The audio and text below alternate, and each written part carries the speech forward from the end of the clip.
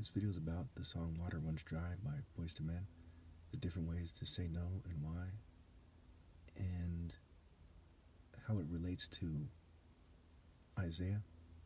If only you had paid attention to my commandments, that your righteousness would be like the waves crashing on the beach. It would endure. It would be great. It would be supernatural. It would be a blessing from God. It would be sacred. It would endure. So first, let's think about Star Wars, the movie, where Vader is told that Padme is killed. I think on YouTube there's a clip called "The Suit." That's when he first gets the suit.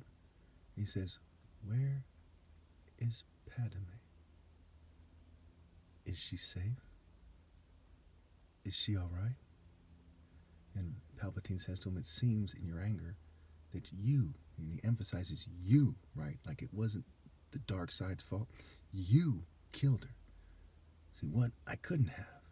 She was alive. I felt it.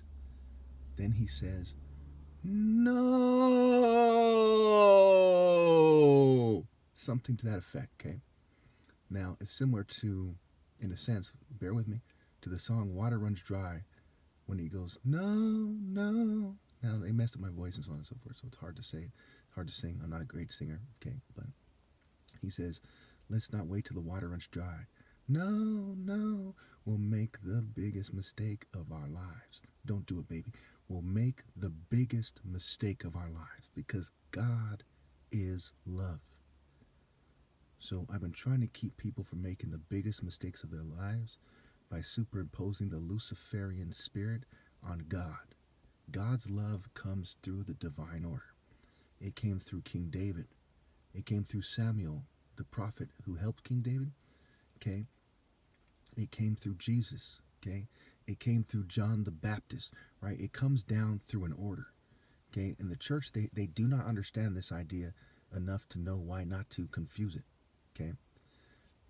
Because they make it seem like you individually and they individually are connecting to God, but they're not. They're in the spirit of deception and unrighteousness and wickedness. Okay? And it's sad, but better is open rebuke than love that is hidden. I love society enough to tell the truth and to pay the price for it. Be persecuted, to lose family members, right? And some dickhead somewhere somehow would say, "It seems in your self-righteousness you killed him." Okay, no.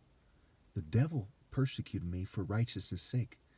When Jesus got his brother James killed, okay, when he got Peter killed, when he got almost all the disciples killed, okay, and countless Christians, did he kill them in his self-righteousness? No. Righteousness is what delivered them. It says in Hebrews that you have not yet resisted to the point of shedding your blood. Okay, so we got to think about that. And think about the vine. Say, "Blessed are the childless wombs, the women that never nursed and the wombs that never bore."